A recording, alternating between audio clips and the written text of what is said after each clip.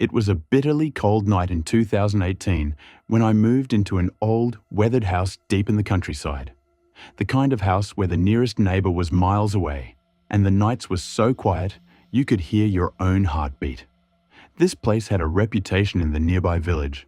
People whispered that it was haunted, but I dismissed it as just another old wives' tale meant to scare off city folk like me. The first few nights passed uneventfully. The house was drafty. The floors creaked with every step, but nothing out of the ordinary happened. That was until the fifth night when everything changed. I was settled in the living room, reading by the dim light of a single lamp. The wind howled outside, rattling the windows, but I paid it no mind, absorbed in my book. Suddenly, a faint scratching noise broke the silence, coming from the ceiling above me. I paused, listening intently, but the sound ceased as abruptly as it had begun. I chalked it up to a rat or some other small creature, though unease began to creep in. But then the scratching returned, louder this time, as if nails were being dragged across wood. I stood up, my heart beginning to race. The scratching moved, traveling from the ceiling to the walls, circling the room. It was as if something was trapped behind the wallpaper, desperately trying to break free. Panic set in, but I fought to stay calm.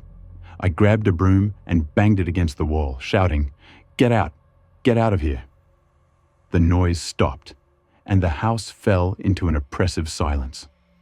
I took a deep breath, convinced it was over, but then the lights flickered, and the temperature in the room plummeted. I could see my breath in the air, forming a mist.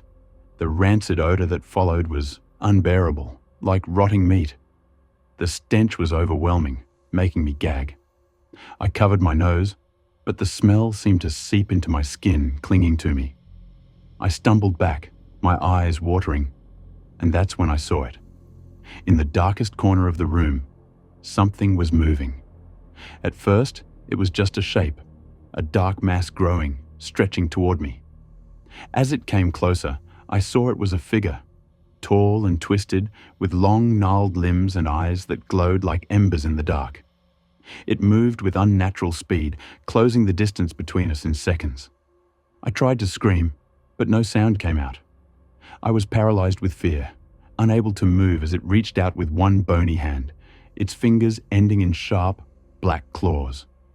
The creature's face was inches from mine now, its breath hot and putrid against my skin. It grinned, revealing rows of jagged teeth, and whispered in a voice that was both a hiss and a growl. "You shouldn't have come here." The room spun, and I felt myself being pulled into the darkness, into the creature's cold, unrelenting embrace.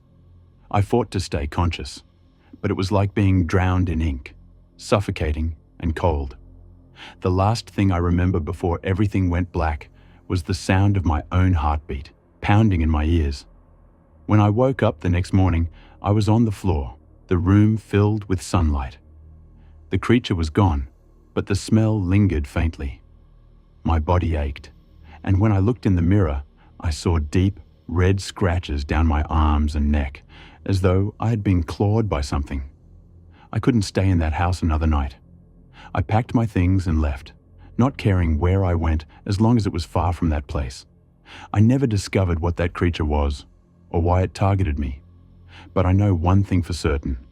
I'll never forget those glowing eyes, or the pure, unrelenting terror that accompanied them.